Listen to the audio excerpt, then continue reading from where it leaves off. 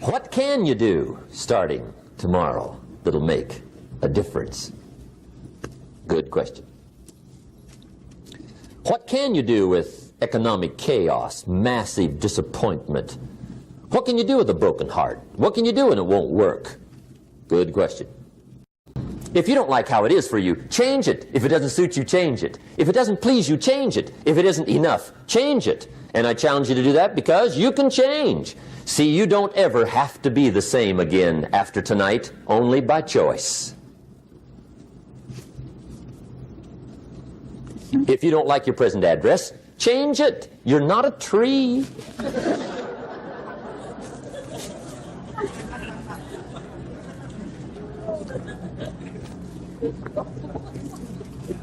Now, let me give you 3 steps to personal development. Let's get down to the nitty-gritty. What does it take to really make the changes starting tomorrow? It takes more than philosophical pronouncement. I know that. It also takes more than enthusiasm. I know we're hearing a lot about enthusiasm these days, but see, that just won't do the job. We're still hearing the old cliches of the 30s, right? To be enthusiastic, you must act enthusiastic. But see, that's not going to help. After you have leaped about, there are some things you got to do, or it isn't going to change. See, you can get all excited about lifting 200 pounds till you get to the gym. And then you need a new excitement. And the new excitement is called discipline. Major step to human progress. Discipline. If there's one thing to get excited over, that's it. Get excited over your ability to make yourself do the necessary things. What could you make yourself do starting tomorrow that would change it all? No! Tell him.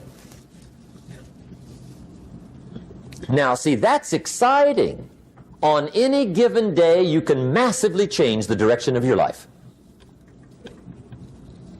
Murder is a clear example that any one person on any given day can forever alter the course of their life. It just happens to be a negative act. But just as sure as you can commit a negative act, you can also commit a positive act and forever alter your life, whenever you wish. Now that's exciting. And whatever that act might be that changes your life. The guy finally takes a shotgun to his car and blows out every window, destroys every tire, puts 100 rounds in this shabby old thing. And he says, I have driven this embarrassing thing for the last time. And not only will I never drive it again, nobody else will ever drive it again. And he lets that shuddering thing stand there for a while as a monument to the day he said, today my life changes. Now who can do that? Anybody. When can you do it? Whatever day you pick.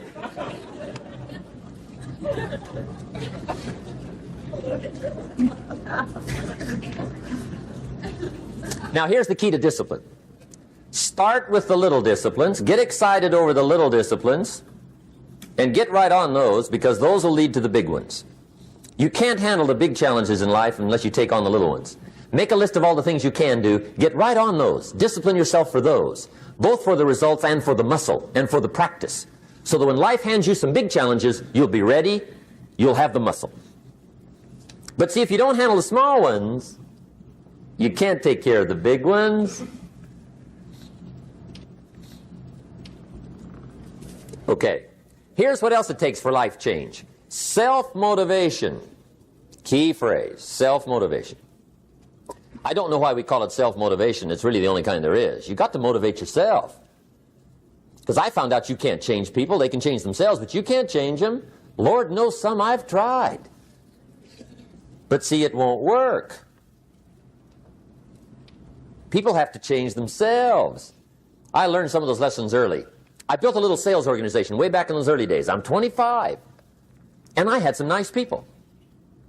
I said, I'm going to make these people successful if it kills me. I almost died. Right? I mean, you can't do that.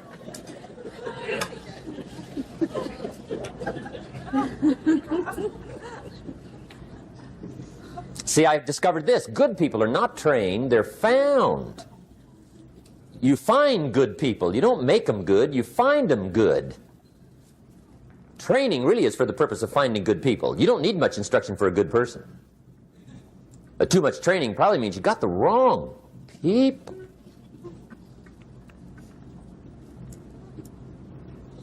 So you got to find the right people. That's the key to getting a good job done.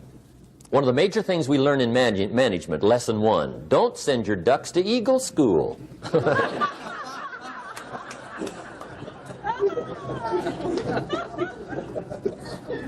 Because it won't help. I mean, I'm telling you, it won't help, no matter how good your school is. And the little eagle badge and little eagle hat, I'm telling you, it won't help. It won't help.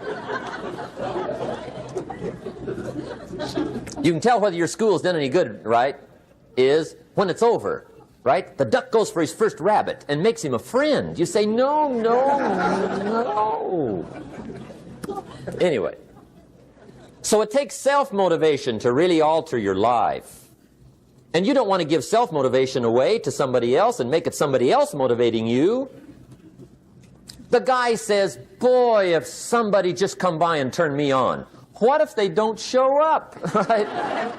See, you got to have a better plan for your life. Okay. Now, if you're excited and you're ready to change, let me give you 3 steps to start life change that can change your life, your personality, your lifestyle, everything can change.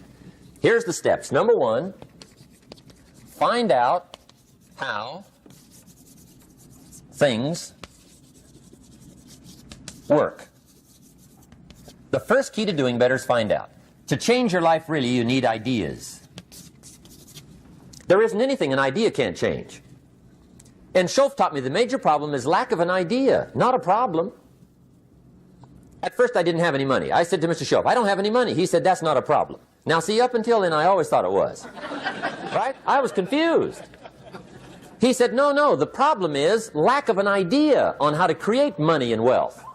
It isn't lack of money, it's lack of ideas. So if you get the ideas, see, you can change anything. Now to get ideas, you need a constant study of finding out. Now, Schoaf also said, when you find out something that works, put the information in your journal. Don't use your head for a filing cabinet. Put it in your journal so that you can do the next best thing. Repetition, repetition, repetition. Go over it.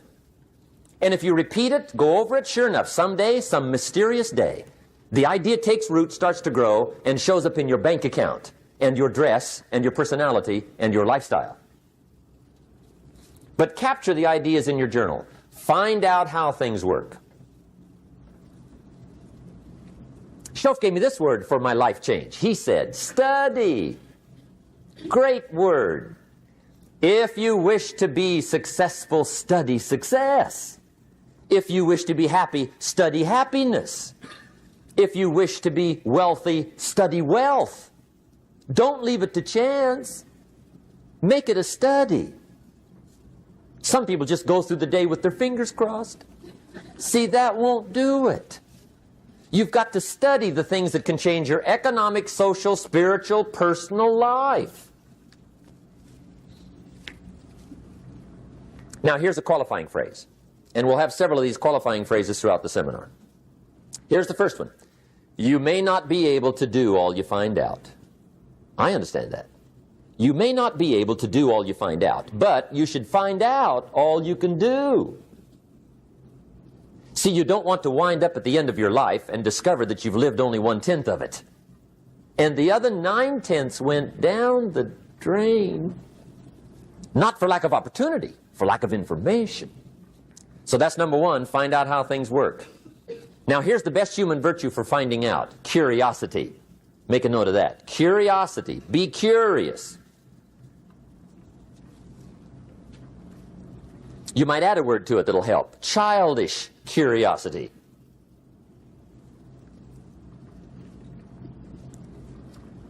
What will kids do if they want to know something bad enough? Bug you. That's the phrase. They can ask 1,000 questions. You think they're through? They got another 1,000. They'll drive you to the brink. It's a virtue. When you gotta know, be like a child. In fact, Jesus, the master teacher, said, unless you can become like little children, you might as well forget it. You don't have a prayer. Excellent advice. You got to be like children. 4 ways, in my opinion, to be like a child. Number 1 is curiosity. Number 2 is excitement. Get excited like a child over your ability to make yourself do anything for change. 3rd is faith. Have faith like a child. Adults are too skeptical. And 4th is trust. Trust is a childish virtue, but the rewards are incredible. So be like a child. Now, if you're curious, let me give you 3 ways to find out how to change anything. Any life direction, any dimension. Here's 3 ways to find out how to change anything. Number 1 is to read. Become a good reader. All of the successful people I know and work with around the world, they're all good readers. Curiosity drives them to read. They got to know. They just read.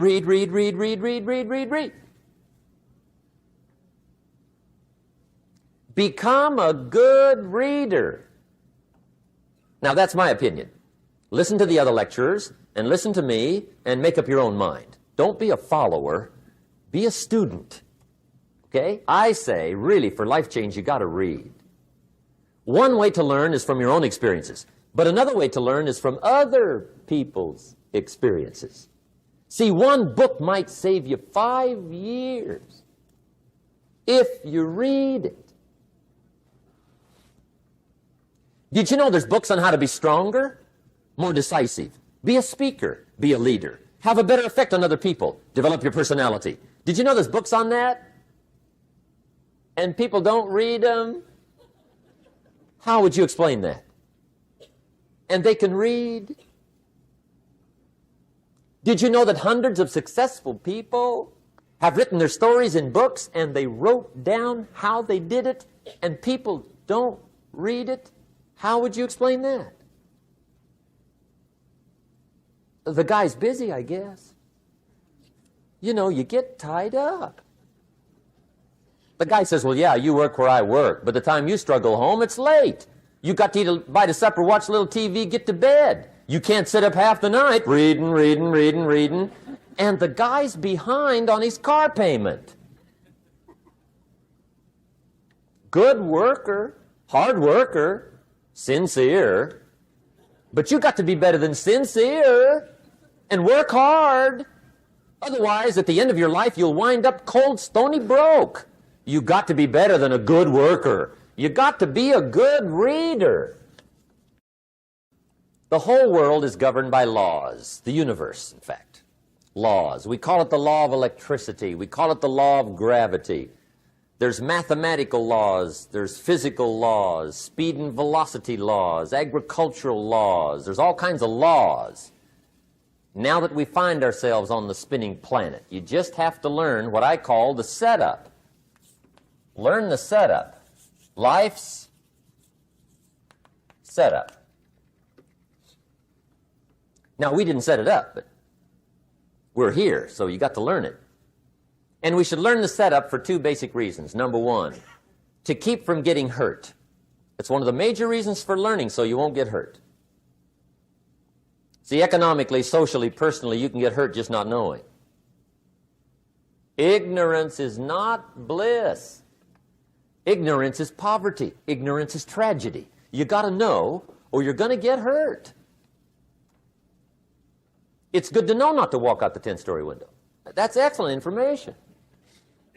Now, what if a guy didn't know and he walks out? Now he's dead at the bottom. Somebody says, well, the poor guy didn't know. You got to know, or you're going to get hurt. Okay. Now, here's a parenthesis. You don't have to like the setup. I don't ask you to like how it is. That's not what's important. But it is important to learn how it is. Okay? So you don't have to like it, but you should learn it. That's what I tell the kids, right? Make sure you get the information. What you think about it, that's up to you. What you're going to do with it, that'll soon be up to you. But make sure you get it. See, there's nothing worse than being stupid. Nothing. I mean, being broke is bad, but being stupid is awful. And what's really bad is being broke and stupid, right? That's about the end of the world. I mean, there isn't anything much worse than that. Unless you're sick. Sick, broken, stupid. I mean, that is it, right?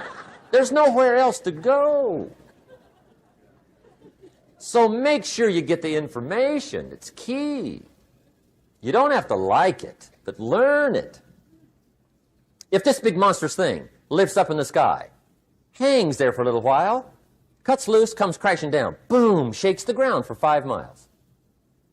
And then this big monstrous thing lifts back up in the sky, hangs there for a little while, cuts loose again, comes crashing down, boom, shakes the ground for 5 miles. It just keeps doing it, this big monstrous thing, lifting up and then crashing down, boom. Now, you might come along one day and say, that's got to be a stupid arrangement, which is okay. You're entitled to your opinion. But the first thing you should learn to do is get out from under it, right?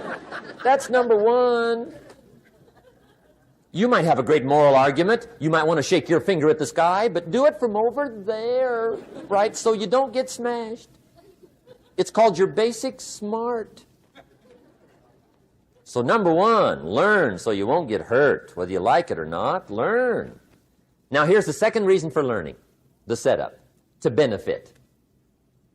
It's called the plus of life. And that's what life is, right? Both minus and plus. The minus is tragedy, heartache, misery, failure, unhappiness. But life is also happiness, prosperity, good feelings. So here's the key. Learn to get on the good side of the way things work.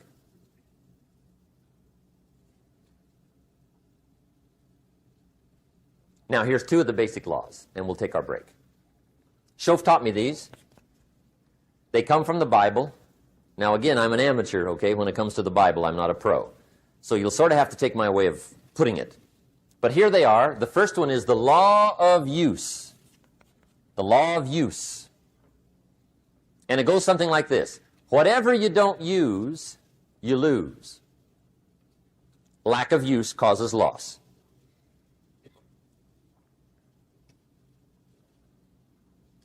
On this planet, maybe not the next one, but on this one, if you tie your arm to your body, leave it there long enough, you'll never use it again.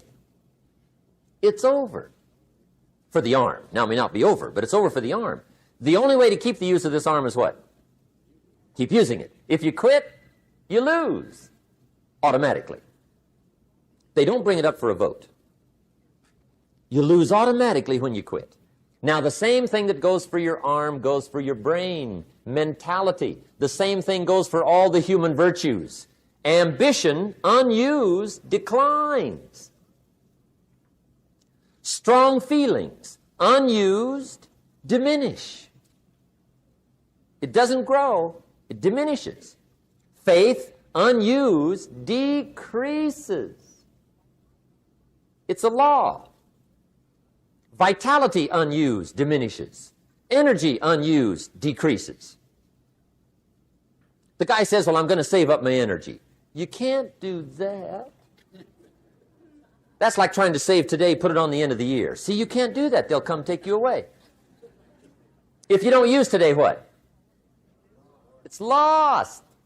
The guy says, well, I'll work twice as hard tomorrow to make up for it. See, that's foolish. You could have done that anyway. Today, unused is lost. A talent unused is lost. An ability unused is lost. So here's one of the key expressions of the evening. Take a new inventory of yourself. Starting tomorrow, new project. Take a new inventory. And make sure that all of your talent and ability and mentality and ingenuity and vitality and strong feelings, faith, courage, make sure that all you've got's being used. Otherwise, you lose. Now, one of the best illustrations of the law of use is a Bible story called the Parable of the Talents. The talent story.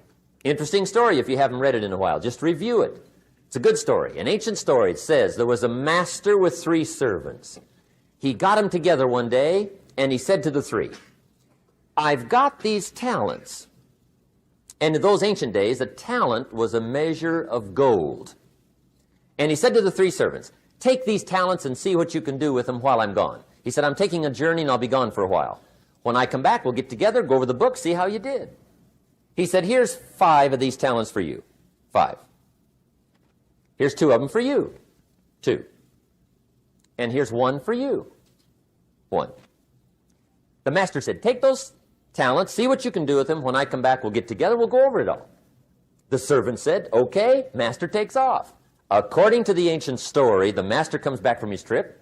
When he gets back, he gets the 3 servants together, and as he said he would, he asks, how did it go with those talents? You were 5. What happened? That servant said, well, I took the 5 talents you gave me, and I put them to work. A little shaky at first, but he said things finally got rolling. And he said, I poured it on. And he said, my talents grew to 7, 8, 9, 10. He said, I doubled my talents from 5 to 10. Books will show. Master said, one heck of a job. Or something like that. He said, I gave you 2 talents. What happened? That servant said about the same thing happened to me. I put those 2 talents to work, poured it on. They grew to 3 and then to 4. He said, I doubled my talents from 2 to 4. Books will show. Master said, well done. He said, I gave you 1 talent. What happened? That servant said, well, I took the talents you gave me, and I carefully wrapped it, and I dug a hole and buried it. And camouflaged it, I suppose, right, so nobody would steal it. And he said, fortunately, nobody got it. And he said, I knew you were going to be here today, so I dug it up. Here it is, safely wrapped. I did not lose it while you were gone. According to the ancient story, the master said, take that talent away from him and give it to the man that's got 10.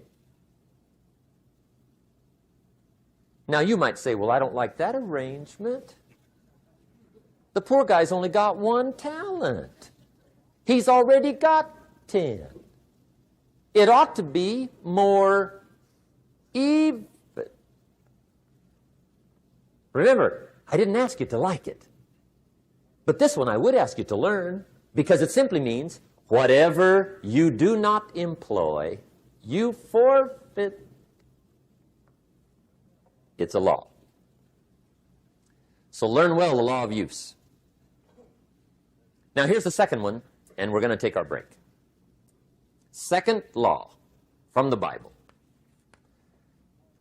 This one we've heard since we were small, I'm sure. It's called the law of sowing and reaping. In fact, we've probably heard it so often we could quote it. It says, whatever you sow, what? You shall reap. Fairly blunt, hopefully clear. Here's my first suggestion on the law of sowing and reaping. Don't try to beat it. You might as well try sitting on the sun in the morning. Keep it from coming up. You'll have better luck. Whatever you sow, you reap. Now, for a fair share of my life, I'm a bit mixed up on how all this applies. Among a lot of things I was mixed up on. I knew I wasn't reaping too good. That I understood. My problem was I was confused about what was causing it.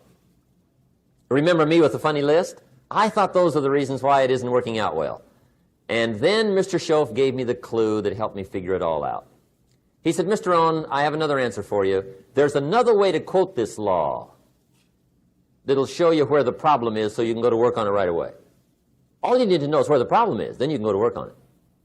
So he quoted me the law another way, and I found out what my problem was. Here's the way you quote the law. Whatever you reap is what you've sown.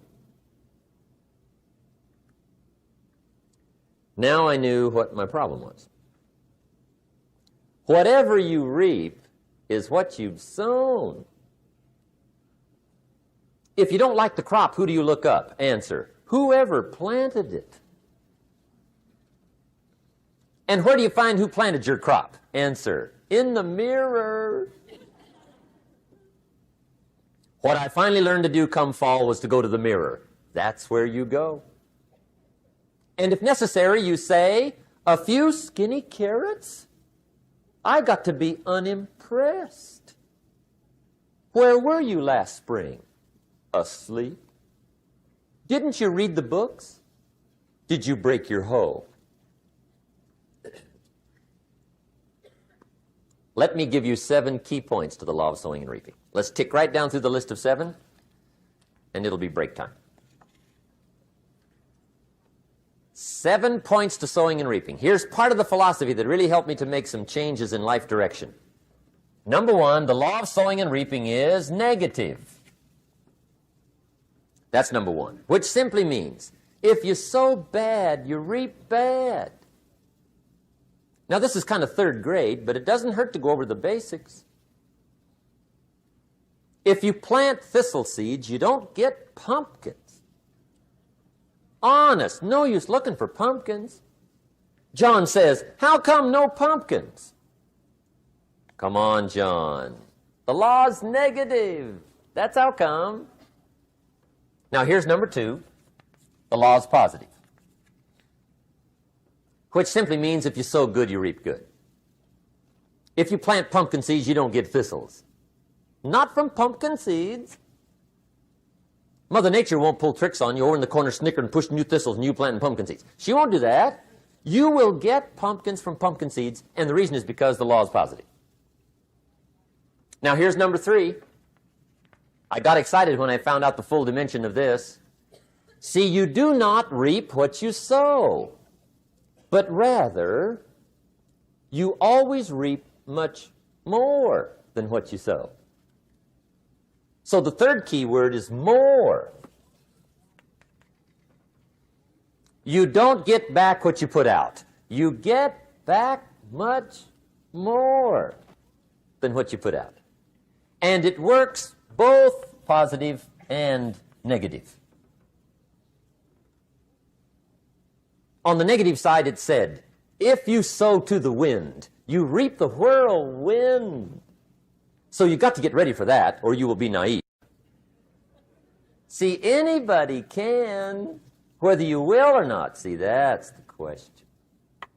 And here's a good question to ask.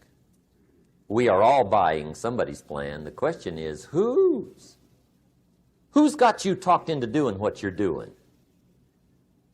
Who's got you talked into your present plan?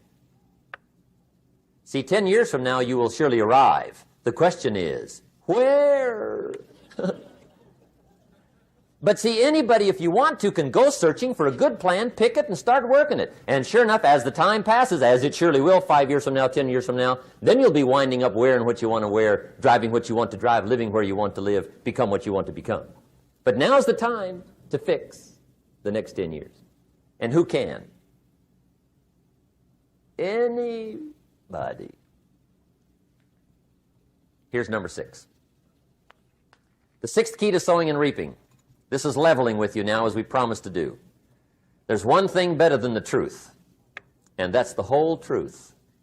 And here's part of the whole truth of the law of sowing and reaping. Number 6 is, you could lose. There are times when you just lose, no matter what you do. It's that kind of planet.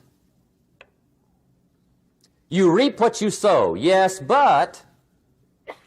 What does that mean, yes, but? Well, the farmer plants his crop in the spring, takes care of it all summer, loves his family, works 10, 12 hours a day, 6, 7 days a week, is an honorable man.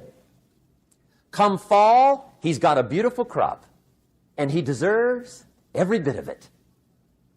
But the day before he sends the combines into the field, a hailstorm comes along and beats it all in the ground, which means you lose.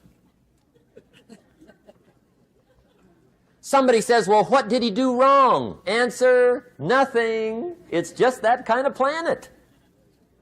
Sometimes it's going to hail on your crop and rain on your parade, so you got to get ready for that or you will be naive. That's just part of the life arrangement. And don't press me why. I was not in on some of the original decisions here, so I don't know how it got set up. But there's just times, sometimes you lose. That's part of life. But now here's number 7.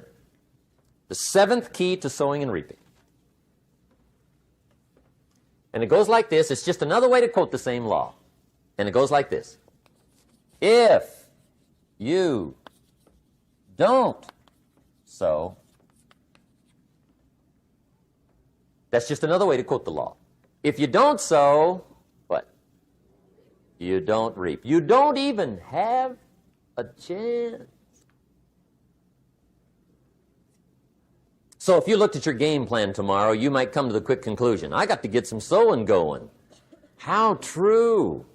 Get you some sowing going. And remember, you've got plenty of time. You've got all the time there is. Some people spend enough TV time to make a fortune. The latest article on television watching in this country, according to the latest article, the average television is on in this country in every household 7 hours a day, called the Big 7. I asked a guy one time what his TV cost. He said about $450. I said, you forgot to look at the price tag. He said, what do you mean? I knew he was a TV watcher. I said, that television costs you, in my opinion, at least $12,000 a year. To watch it, not to own it. Owning it's cheap. Watching it is what's expensive. And I said, hey, $12,000 a year is too much to pay to watch TV. That's too much. Pay a little, but not $12,000. And he's the guy that said, I hope pay TV never comes.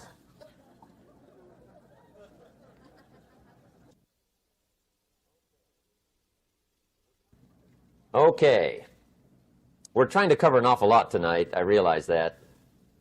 But my time schedule is such that we just have to sort of give it all to you and let you sort the rest out. I wish we had plenty of time for questions and answers and that whole thing, but our time is just limited. But we are trying to go through an awful lot. I realize that. But looks like everybody's getting it. This is about the note-takingest crowd I've seen in a long time. Incredible. Does anybody have 5 pages yet? Anybody? Oh, fantastic. Incredible. Okay.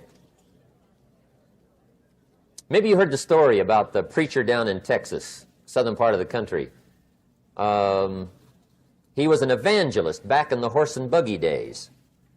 And he was very good at being an evangelist, and a lot of people used to come and hear him preach. And one day he put up his tent in one of these Texas towns and expected a big crowd as usual, come and hear him preach. And he got there, first night of the tent revival, walked in. 7:30, time to start. And to his surprise, the tent was empty. He thought, well, something must be drastically wrong. So he waited till 7:45, nobody showed up. 8 o'clock, zip. Finally, 8:15, one lone cowboy wandered up on his horse, tied his horse up outside, came in, sat down on the front bench, right, waiting for something to happen.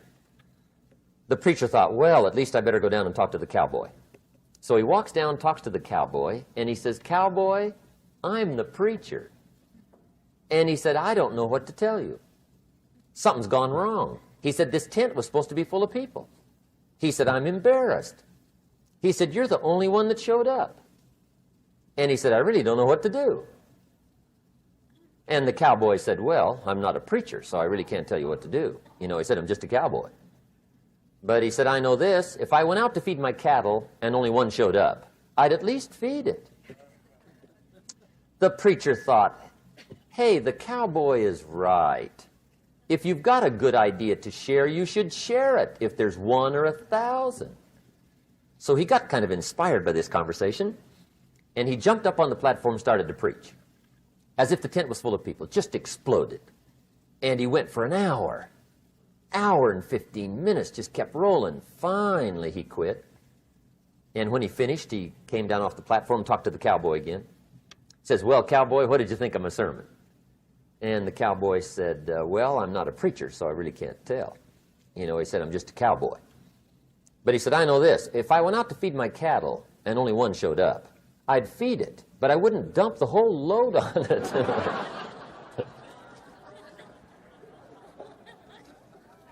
So anyway,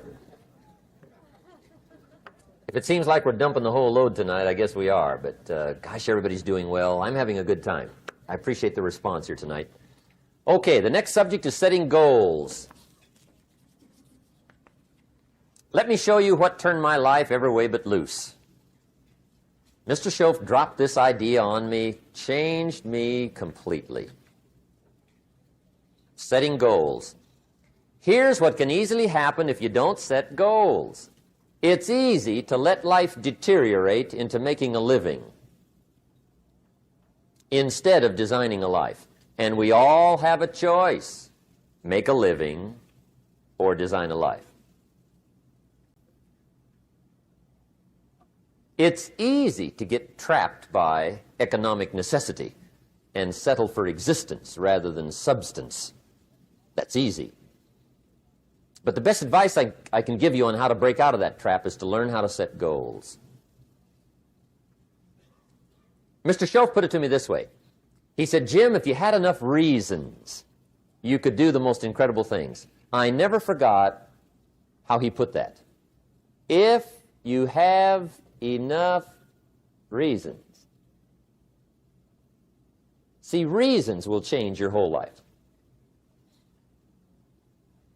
Mr. Schoaf said to me, he said, Mr. Rohn, I think you've got plenty of intelligence, you've got plenty of talent, you've got plenty of ability. Probably what you lack is plenty of reasons. He said, I don't think your current bank balance is a true indication of your level of intelligence. I was happy to hear that. He said, I think you're much smarter than your present bank balance indicates. And that turned out to be true. I was much smarter.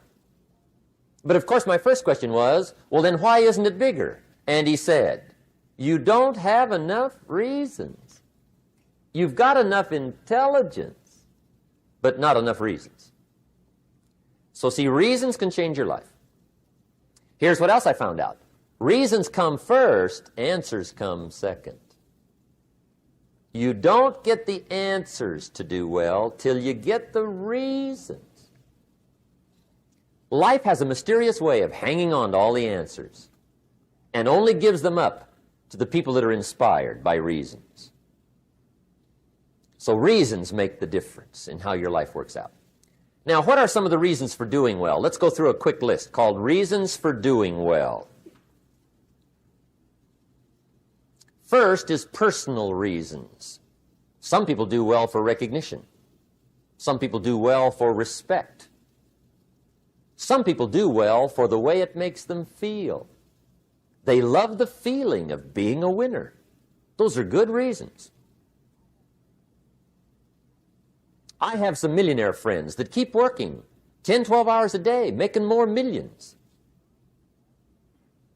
And it's not because they need the money.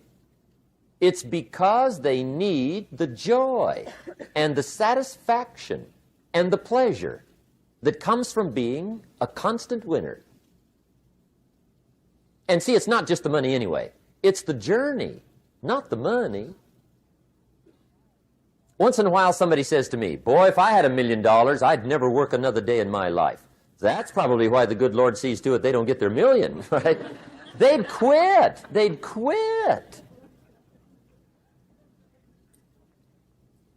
Okay.